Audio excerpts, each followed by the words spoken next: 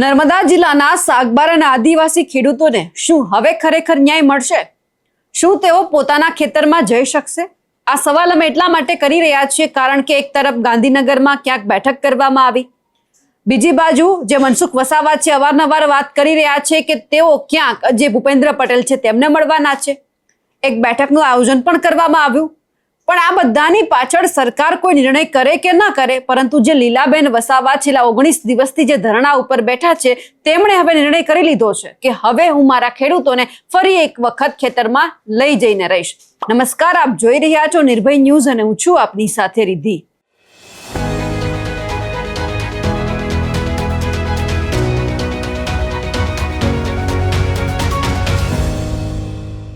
સાગબારાના ખેડૂતો સાથે લીલાબેન વસાવા છેલ્લા 19 દિવસથી ધરણા ઉપર બેઠા છે. અલગ અલગ નેતાઓ તેમને મળી રહ્યા છે, પરંતુ હવે આ બધાની વચ્ચે લીલાબેન વસાવા દ્વારા એવું કહી દેવામાં આવ્યું છે કે હું આવતીકાલે જવાની છું, મારા ખેડૂતોને લઈને જઈશ અને હવે હું જોઉં છું કે ખેડાણ કરતા અમને કોણ રોકે છે. આ પહેલી વાર નથી, આ બીજી એક વખત આવો હુંકાર કરવામાં આવ્યો છે. આમની પહેલા આપણે જોયું હતું કે જે વનકર્મીઓ છે તેમના દ્વારા ખેડૂતોને રોકવામાં આવ્યા હતા. લીલાબેન વસાવાની સાથે પણ માથાકૂટ થઈ હતી, પરંતુ આ વખતે ફરીવાર હુંકાર કરી દેવામાં આવ્યો છે કે હું આવતીકાલે જવાની છું. હવે જોવાનું છે કે આખરે થાય છે શું. આ બધાની વચ્ચે લીલાબેન વસાવા અને જે કોંગ્રેસના આગેવાન છે સંદીપ માંગરોલિયા, તેઓ શું કહી રહ્યા છે તે પણ સાંભળીએ. બોલો, આજે 19મો દિવસ છે. આજે ધરણાને 8 તારીખથી અમારી જે ધરણા શરૂ થઈ, તો તે દિવસથી આજે આ 19મો દિવસ અમારો પૂરો થયો છે. અને અમને એવું લાગતું હતું કે જેમ બને તેમ સરકાર અમને અમારો વિચાર કરે અને અમારા જે ખેડૂત ભાઈઓને સમર્થન આપે, પણ અમને હજુ પણ દેખાઈ નહીં રહ્યું કે સરકાર અમારા માટે કંઈક સારું વિચારતી હશે. એવું નહીં દેખાઈ રહ્યું, કેમ કે રોજ સવારે થાય છે ને લોકો બધા જે ખેડૂત ભાઈઓ અહીંયા ધરણામાં આવીને બેસી જાય છે ને કોઈ સાહેબનો ફોન આવશે કે અમારી જમીન અમને ખેડવા દેવામાં આવશે, તો રોજ પૂછે છે કે બેન શું પરિણામ આવશે, શું કરીએ અમે. હવે આ લોકોને જવાબ આપીને બી હું કંટાળી છું. અને જે ઉમરપાડાના ખેડૂતો રોજે રોજ અલગ અલગ નિવેદનો આપે છે કે આ લોકો અમારા વિસ્તારમાં ઘૂસી ગયા છે અને આ લોકો બધી ઇનલીગલી માંગ કરી રહ્યા છે, તો એ લોકોને અહીંથી ભગાડી દો. આ લોકો જે ધરણા કરે છે એ બધી ખોટી વાત છે અને જાત જાતના મુદ્દાઓ, બધા ખોટા ખોટા મુદ્દાઓ લઈને અમને બધી જ રીતે અહીંથી હટાવી દેવા માટેના પ્લાનમાં અલગ અલગ મુદ્દામાં એ લોકો અમને બદનામ કરે છે. તો મારે ઉમરપાડાના ખેડૂત ભાઈઓને એટલું જ કહેવાનું છે કે આ બધું બંધ કરો, કેમ કે આ જે તમે જે જમીન ખેડો છો એ બી તમારી પાસે બી કંઈ આ લોકોએ સનદો આપી નથી, તમારી પાસે બી કંઈ એવા કોઈ પુરાવા જ નથી. અને તમને એવું લાગે છે કે અમને રોકતા નહીં કેમ કે એ અમારા હદમાં આવે છે અને એટલે અમને આ લોકો રોકતા નહીં એવું લાગે છે. પણ તમારી પાસે પુરાવા કેમ નહીં માગતા? પુરાવા અમારી પાસે જ માગે છે. તો તમે એવી રીતે જાણી લો કે આજે અમારી પાસેથી જે જમીન છોડાવીને પછી એ તમારો બી વારો છે જ, આવતીકાલે તમારો બી જ વારો છે. કેમ કે આ લોકોની જે ટાર્ગેટ છે કે 2-3 હજાર સનદોની વાતો કરે છે સરકાર, કે 2-3 હજાર ટાર્ગેટો જો કરવાના છે એ લોકોનો, તો આ 20 વર્ષ પહેલાંના જે દાવા કરેલા છે એ લોકો એમાં સમાવેશ થઈ જશે. એમાં તો તમે બી નહીં આવવાના ને અમે બી નહીં આવવાના. એવા આ લોકોના જે વિચારધારા એવા છે. તો તમે શા માટે આ બધું લઈને બેઠા છો કે આ અમારી જમીન છે? અને 2013માં જો આ પશ્ચિમ ડિવિઝનમાં જો આ અલગ અલગ વિસ્તાર કરી દીધો છે, તો અમને એવું લાગે છે કે ઉમરપાડા જ અમારું છે ને ઉમરપાડામાં આખા જે જમીન છે, આખા ખેડૂતો જે માંગણી કરે છે તે અમારી જમીન છે. એ તમારા બાપની બી જમીન નથી. અને એ સરકાર જે વાત કરે છે કે આ જે પુરાવા નહીં, અને એ લોકોને જ્યાં સુધી પુરાવા ચોખ્ખા હશે તો અમે એમને જમીન આપીશું, નહીં તો કાગળો બરાબર નહીં હશે, પુરાવા બરાબર નહીં હશે તો અમને એ લોકોને જમીન અમે નહીં આપીએ. તો એ લોકો જે વિચારે છે એ બી ખોટી વાત છે. 2006ના જે કાયદા પ્રમાણે 2002થી અને 2000ની સાલથી આ જો ખેડૂતો ખેડે છે. કેમ કે હું તાજની સાક્ષી છું. જે વખતે હું તાલુકા પ્રમુખ હતી સાગબારા તાલુકાની, તે વખતે 2000ની સાલમાં અમારા સંઘર્ષ મોરચો જાગૃત હતો અને એ જ મોરચો અમે સાગબારા તાલુકાના જે મામલતદાર સુધી અમે આવેદનપત્રક આપવા માટે 12 ગામના ખેડૂતોએ અમે રેલી કાઢી હતી અને રેલી દ્વારા અમે માંગણી કરી હતી કે જમીન અમારી છે અને અમે અમારી જમીનમાંથી હટીશું નહીં, અમે જમીન કરીશું. અને ત્યારથી પછી અમે આ જમીન કરતા આવ્યા છે.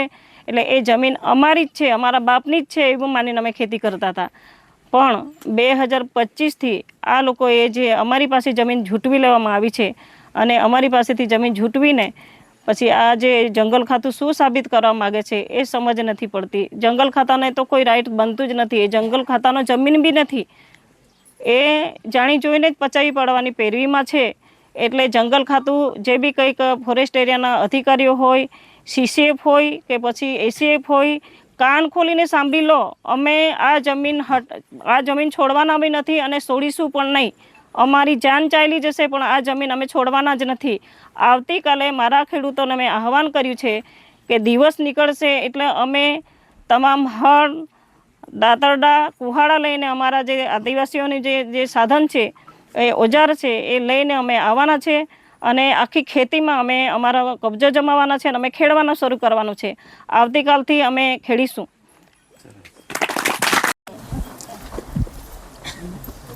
જી 19 દિવસથી આ આંદોલન ચાલે છે. આ વિસ્તારના તમામ રાજકીય પાર્ટીના લોકો પણ આ આંદોલનના સમર્થનમાં છે. પણ જે રીતે સરકારની ઈચ્છા શક્તિ આ ખેડૂતોને જમીન આપવાની નથી અને જે પ્રમાણે ખેડૂતોને ગુમરાહ કરવામાં આવી રહેલા છે, છેલ્લા 19 દિવસથી ખેડૂતો આસ લઈને બેઠા છે.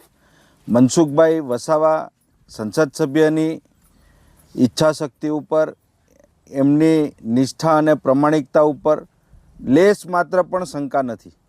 એમણે ખરેખર આ ધરણાને પૂરેપૂરું સમર્થન આપેલું છે. એમના પ્રશ્નોને પણ એમણે ઉચ્ચ કક્ષાએ પણ રજૂઆત કરી છે. પરંતુ એમની જ સરકાર એ આ ભોળા આદિવાસીઓની સાથે રમત કરી રહેલી છે. ખરેખર FRA એક્ટ 2006 હેઠળ જે દાવાઓ પેન્ડિંગ છે એ દાવાઓનો આખરી નિકાલ ન થાય ત્યાં સુધી એમને આ જમીન ખેડવાથી કોઈ પણ રોકી શકતું નથી. આજે બેનને હું અભિનંદન આપું છું કે 19 દિવસ પછી મોડે પણ એમણે આજે આહવાન કરી દીધું છે અને આવતીકાલથી આ જે દાવાવાળી જગ્યાઓ છે એના ઉપર આ ખેડૂતો ખેતી કરવાનું શરૂ કરશે. જંગલ ડિપાર્ટમેન્ટ કે સરકારના અન્ય વિભાગો, એ પોલીસ તંત્ર હોય કે કોઈ પણ હોય, એક પણ ખેડૂતને ખોટી રીતે હેરાન કરશે તો કાયદેસર રીતે એમની સામે પણ ગુનો દાખલ થશે. અમે પણ તમામ આગેવાનો, તમામ રાજકીય પાર્ટીના સંયુક્ત રીતે, આ કોઈ રાજકીય મુદ્દો નથી, આ આદિવાસીઓના જીવન નિર્વાહનો પ્રશ્ન છે.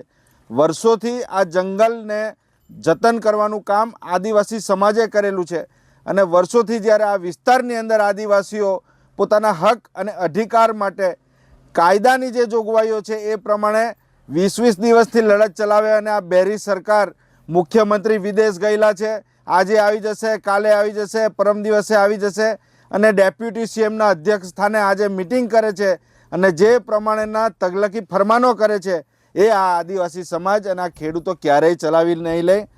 માત્ર ને માત્ર બેને કીધું એમ કે આ જમીન એ આદિવાસી સમાજના અધિકારની જમીન છે, વર્ષોથી ખેડતા આવેલા છે અને 2006ના કાયદા હેઠળ એમને જે મળેલા અધિકારો છે એ પ્રમાણે આવતીકાલથી ખેડવાનું ચાલુ કરશે. જેની પણ તાકાત હોય એ આવીને આ ખેડૂતોને રોકી જુએ. જો રોકશે તો એની સામે કાયદેસરની કાર્યવાહી થશે અને અહીંયા બેઠેલા આ સમાજના અસરગ્રસ્ત ખેડૂતો માત્ર એકલા નથી, અમે બધા એમની સાથે છે અને એમને ધરપકડ કરશે, એમની સામે ગુનો દાખલ થશે. એની પહેલાં તમારે અમારી છાતી ઉપરથી તમારી ગોળી મારવી પડશે અને તો જ તમે આ જમીન બચાવી શકશો. આ જમીન એ જંગલની જમીન, એમાં આદિવાસીઓનો પહેલો અધિકાર છે. 2006ની અંદર જે ફોરેસ્ટ રાઇટ એક્ટ છે એના જતન માટે, એના પૂરેપૂરા પાલન માટે સમગ્ર આદિવાસી કટિબદ્ધ છે. કાયદાનું કોઈ પણ ઉલ્લંઘન કરવાનું નથી. એમના જે દાવાઓ પેન્ડિંગ છે એ જ જગ્યાની અંદર ખેડાણ કરશે. જે લોકોને સનદ મળી છે એ સનદવાળા ખેડૂતોને પણ ખેતી કરવામાં દેવામાં નથી આવતી. એમની પણ કાલથી જ ખેતી શરૂ થશે. મેં અત્યારે જ ડોંગરીપાડાના રમેશભાઈ, સુરેશભાઈ, એમના પણ ખેતરની અત્યારે સ્થળ તપાસ કરી અને જાત માહિતી મેળવી. 22 વર્ષથી તેઓના ખેતરની અંદર આંબા પણ ઊભા છે, આંબાના ઝાડ છે, અને 100 જેટલી કલમો એમની એ ખેતરમાં ઊભી છે, અને આમ છતાં આ જંગલ ખાતું એમને ખેતી કરવા નથી દેતું. આવું તગલકી ફરમાન અને આવી જો હુકમી એ ક્યારેય આ સમાજ સહન નહીં કરી લે. અમે એમની પડખે છીએ, કોંગ્રેસ એમની પડખે છે, અને સમગ્ર રાજકીય પાર્ટીઓ જે આદિવાસી સમાજની પડખે છે એમને પણ અભિનંદન આપું છું.